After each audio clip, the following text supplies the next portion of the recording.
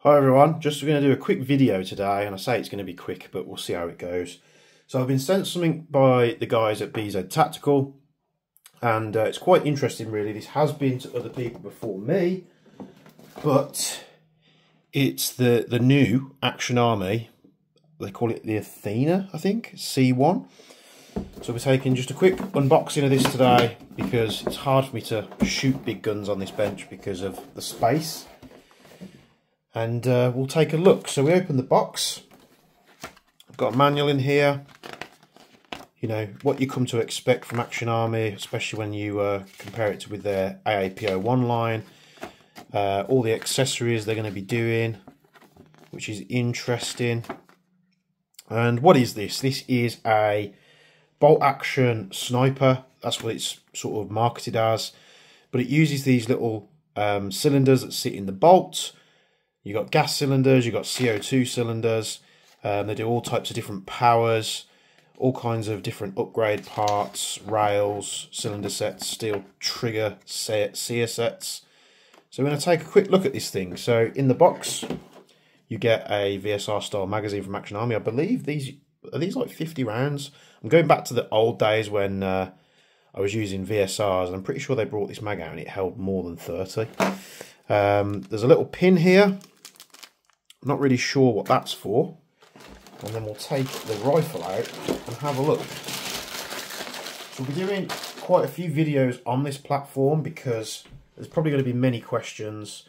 I asked BZ how long I could have it for, because this is a sample. I think this is the only one in the UK. I believe this is the same one that probably got sent to Camman, which is why it was a bit delayed getting to me. So here it is. Now, I'm not a massive fan of the aesthetics of this thing. It kind of looks like the old school break barrel air rifles. But I imagine with this, they want to market it as like a cheaper alternative that then, like the AAC-C1, it's a cheap pistol, but then you can throw tons of money at it if you want to, for things like accessories, upgrade parts and such like that. So it's a bolt action. It's got a couple of marks on it from where it's been used and tested, I imagine, by Camman or maybe other people as well. It does kind of look, I'm not sure if that part is meant to be kinked out. It kind of looks out of place, but yeah. Sling swivels on the front. You've got QD points on the front and the back as well for your slings, which is good. Plastic or polymer stock with a slightly rubberized textured plastic part on the back there for the butt pad. And the rest seems to be some kind of alloy or cast material. You've got, I believe, a 14mm thread on the end. Let's put this little Lilacs. This looks silly, but I'm just testing the thread. I think it's 14 counter. Yeah, 14 counterclockwise thread, so all your accessories are going to go on there nice and easy.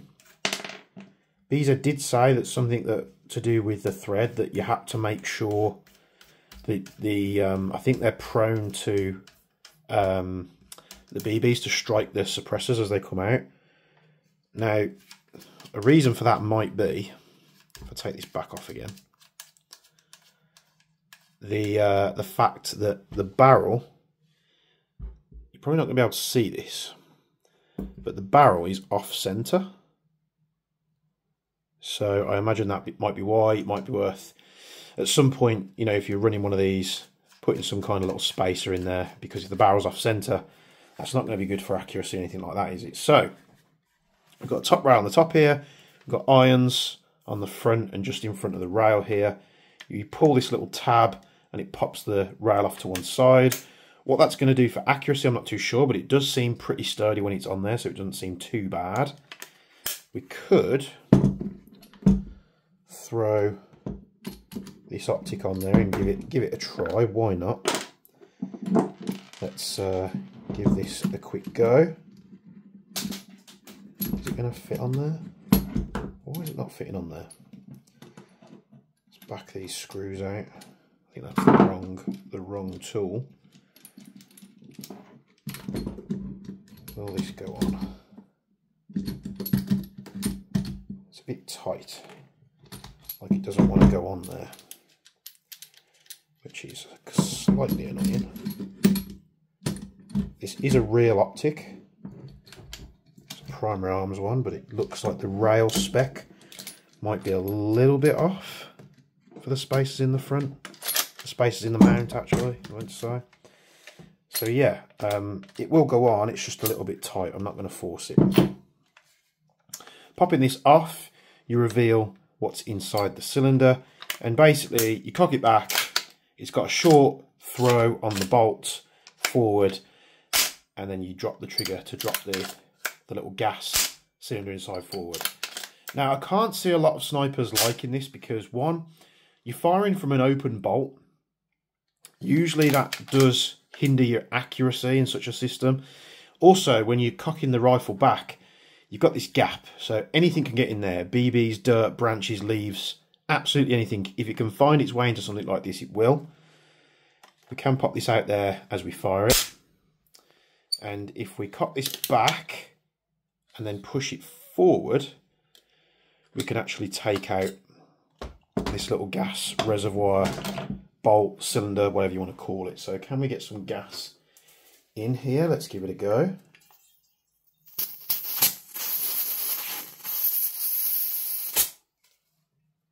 It is gas tight. So I can't hear any leaking from it. And the bit that holds the cylinder at the back is actually magnetised. So as you put it in, that's what will help draw that back. So you can actually, well, you should be able to, it's quite a strong magnet. You can drop it in forwards like this, and it snaps to the rear part of the bolt. Cock that back, and let's make sure it's clear first. So it's a really weird impulse. It's almost like firing the Uzi, because you get like a frontwards sort of, kind of like a blowback weight shift. Let's put some BBs in this, just quickly. I'll do my speed loader. Not sure. Oh, there it is.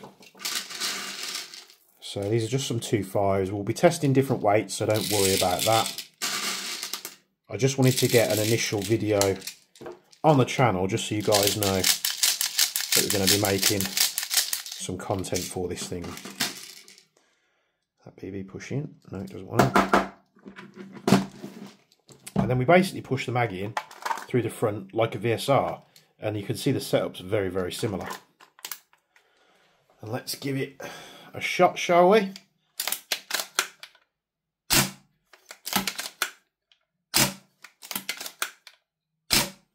So it does work. We'll set the chrono up, so we're set to 2.5s. Again, this isn't what you'd be using, but I'm just giving it a test through the chrono. So we're doing 0.5 joules on a 2.5. And the BBs just fell out the barrel. So we might need a bit of hop on there. Let's put it... It's weird because the AAPs suffer the same thing. Yeah, that's held it. So that could be why it was low powered. No, we're still just under 0.6 joules. Let's try another one. Just under, so 0.57 joules. So on the gas cylinder,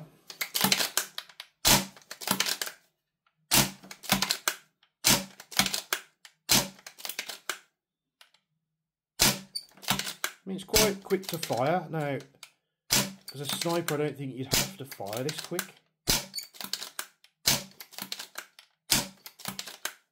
It's feeding from the mag reliably. Still got some rounds left. Let's just make sure it's clear. So that's the gas cylinder.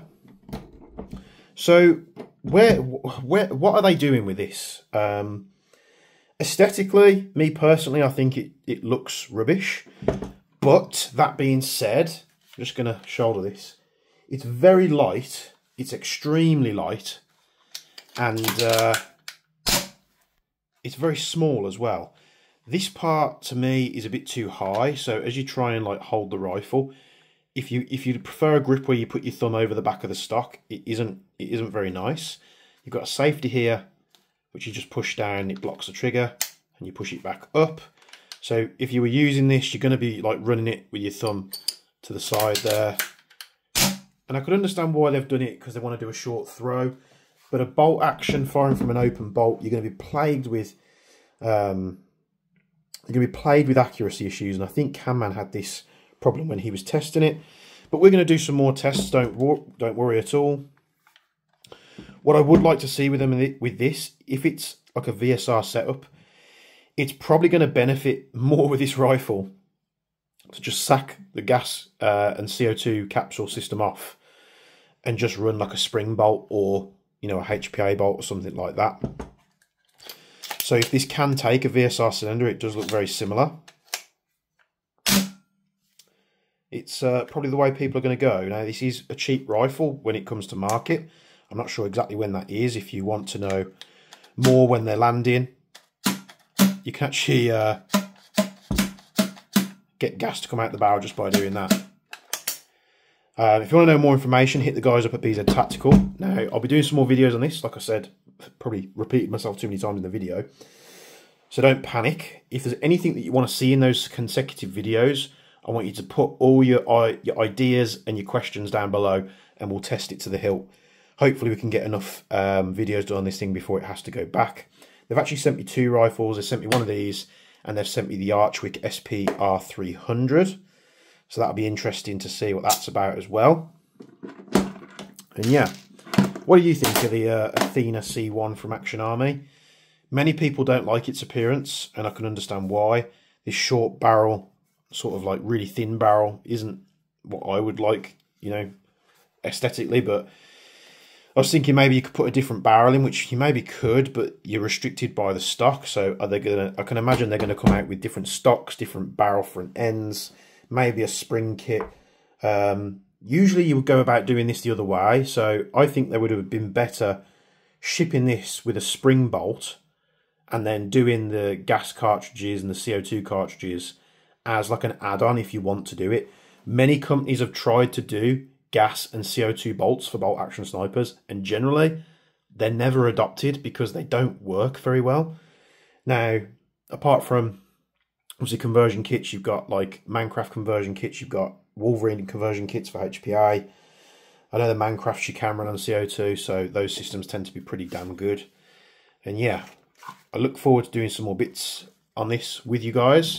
Sorry this upload's come a little bit later. I hadn't done anything today, and then Jack in the Discord said, "Where's the video?" So I decided just to run upstairs, record something, and we'll get it uploaded and crack on with it. So thanks for tuning in as always. Like, comment, subscribe, all that good stuff. Get your questions about this system down in the comments below, and I'll try to answer them to the best of my ability. Hit up the description for the links if you can have a look at them. That'd be great. Join the Discord, get involved in the community, and as always, from me and Bench, we'll see you in the next video.